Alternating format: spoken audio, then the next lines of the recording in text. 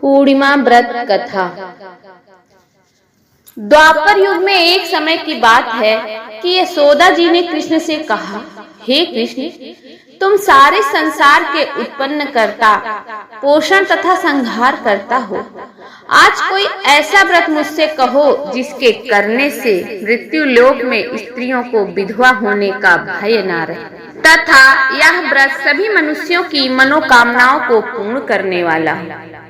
श्री कृष्ण कहने लगे कि हे माता, आपने अति सुंदर प्रश्न किया है। मैं आपसे ऐसे ही व्रत को सविस्तार कहता हूँ।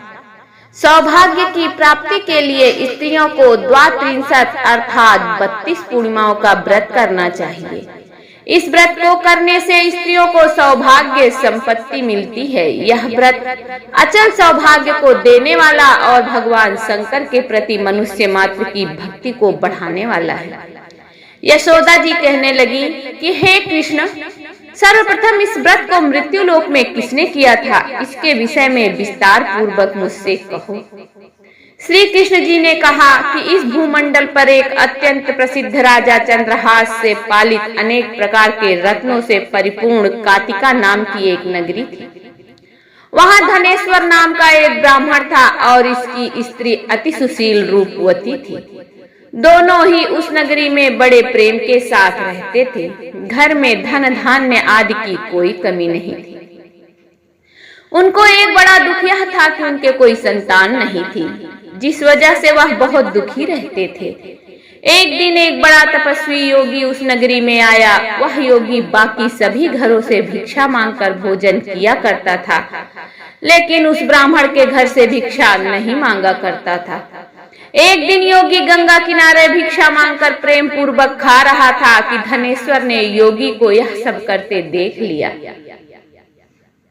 अपनी भिक्षा के अनादर से दुखी धनेश्वर ने योगी के पास जाकर योगी से पूछा कि हे योगीराज, आप सभी घरों से भिक्षा लेते हैं परंतु मेरे घर की भिक्षा कभी भी नहीं लेते, इसका क्या कारण है? योगी कहने लगे कि आपका धर्म हमें इस बात की आज्ञा नहीं देता, क्योंकि अभी आप गृहस्थ जीवन में एक सुख से वंचित हैं। आपके घर संतान होने पर मैं आपके घर से भी भिक्षा स्वीकार कर लूंगा। उन्होंने कहा कि जिसे संतान नहीं है उसके घर से भिक्षा लेने से मेरे भी पतित हो जाने का भय है। धनेश्वर यह सब बात सुनकर बहुत दुखी हुआ और हाथ जोड़कर योगी के पैरों पर गिर पड़ा तथा दुखी मन से कहने लगा कि आप मुझे संतान प्राप्ति के लिए उपाय बताएं। आप सर्वज्ञ हैं, मुझ पर कृपा कीजिए। धन की मेरे घर में कोई कमी नहीं है, लेकिन मैं संतानहीन होने के कारण अत्यंत दुखी हूँ। आप मेरे इस दुख का हरण कीजिए। यह सुनकर योगी कहने लगे, तुम चंडी की आराधना करो। घर पहुंचकर उन्होंने यह सारी बात अपनी पत्नी को बताई और खुद वन में चले गए। वन में पहुंचकर उन्होंने चंडी की आराधना की और उपवास किया। चंडी ने 16 दिन उनको सपने में दर्शन दिए और कहा कि हे धनेश्वर, जा, तेरे पुत्र होगा, लेकिन उसकी आयु सिर्फ 16 वर्ष ही होगी। 16 वर्ष की आयु में ही उसकी मृत्यु हो जाएगी। अगर तुम दोनों स्त्री और पुरुष 32 पूर्णिमाओं का व्रत करोगे तो वह दीर्घायु हो जाएगा। जितनी तुम्हारी सामर्थ्य हो उतने आटे के दिए जलाकर शिव जी का पूजन करना, लेकिन पूर्णिमा 32 ही होनी चाहिए। सुबह होते ही तुम्हें इस स्थान के पास एक आम का पेड़ दिखाई देगा। उस पर चढ़कर एक फल तोड़कर अपने घर चले जाना। अपनी स्त्री को इस बारे में बताना।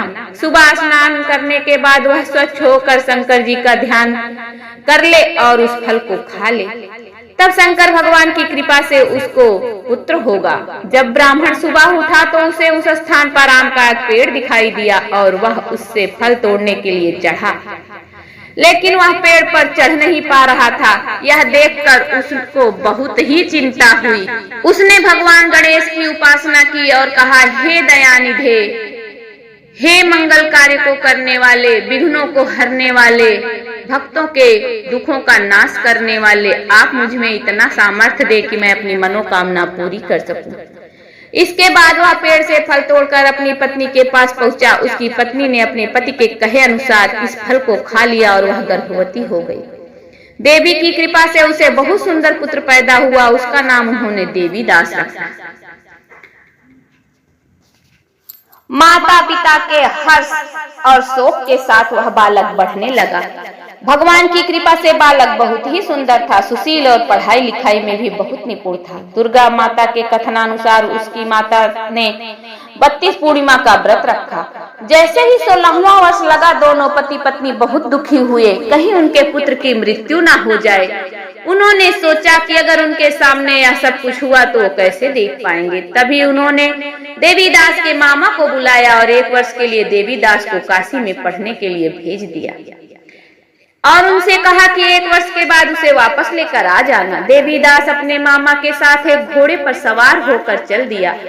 उसके मामा को भी यह बात पता नहीं थी। दोनों पति पत्नी ने 32 पूर्णिमासी का व्रत पूरा किया। दूसरी तरफ मामा और भांजा दोनों रात गुजारने के लिए रास्ते में एक गांव में रुके।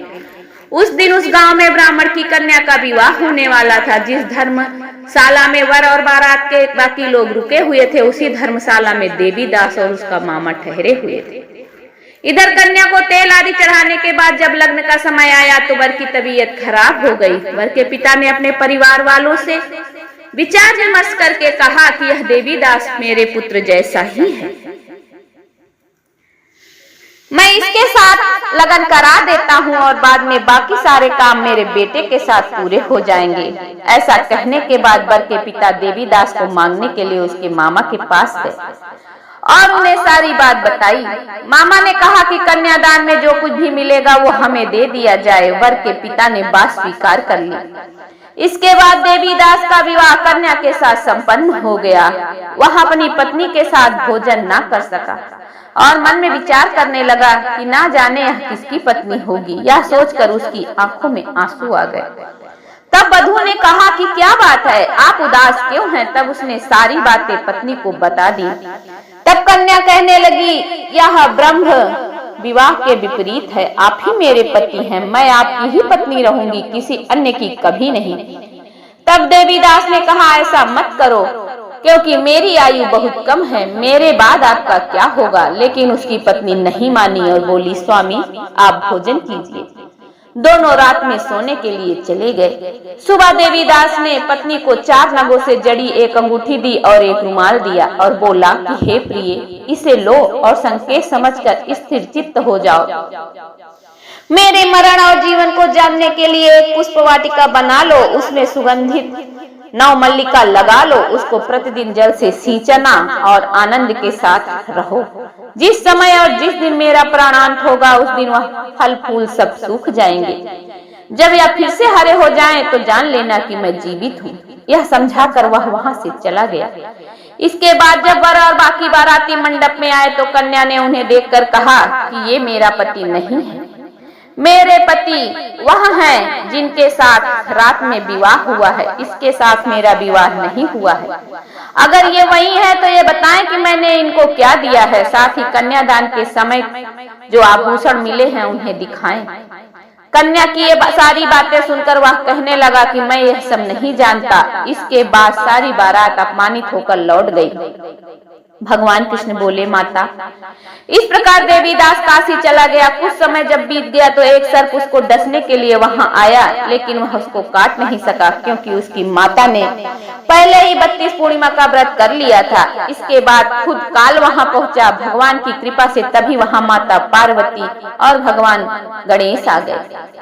देवीदास को मूर्छित दशा में देखकर माता पार्वती ने भगवान शंकर से प्रार्थना की कि हे देव, इस बालक की माता ने पूर्णिमा के व्रत पूरे कर लिए हैं, आप इसको प्राण दान दें।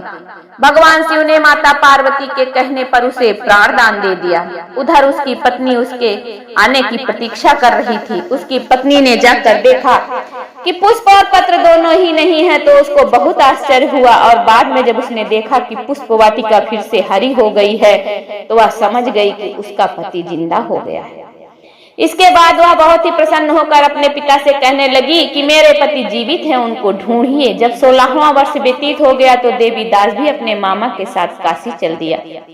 इधर उसकी पत्नी के परिवार वाले उन्हें ढूंढने के लिए जा ही रहे थे कि उन्होंने देखा कि देवीदास और उसका मामा उधर को ही आ रहे।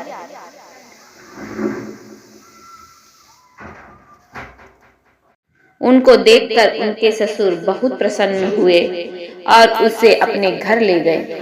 वहां समाज इकट्ठा हो गया और कन्या ने भी अपने वर को पहचान लिया। देवीदास ने इसके बाद अपनी पत्नी और मामा को लेकर वहां से वो चल दिए। उसके ससुर ने भी उसे बहुत सा धन और दहेज दिया। जब वो अपने घर की तरफ चल आ रहा था तो उसके माता पिता को लोगों ने खबर कर दी कि तुम्हारा पुत्र देवीदास अपनी पत्नी और मामा के साथ आ रहा है। ऐसा समाचार सुनकर पहले तो उन्हें विश्वास नहीं हुआ, लेकिन जब देवीदास आया और उसने अपने माता पिता के पैर छुए तो देवीदास के माता पिता ने उसका माथा चूमा और अपने सीने से लगा लिया। दोनों के आने की खुशी में धनेश्वर ने बहुत सा दान दक्षिणा ब्राह्मणों को दिया। श्री कृष्ण जी कहने लगे कि इस तरह धनेश्वर को 32 पूर्णिमाओं का व्रत के प्रभाव से संतान की प्राप्ति हुई। जो स्त्रियां इस व्रत को करती हैं वह जन्म जन्मांतर तक वैधव्य का दुख नहीं भोगती और सदैव सौभाग्यवती रहती हैं। ये मेरा वचन है। यह व्रत संतान को देने वाला और सभी मनोकामनाओं को पूर्ण करने वाला है। बोलिए शंकर भगवान की जय।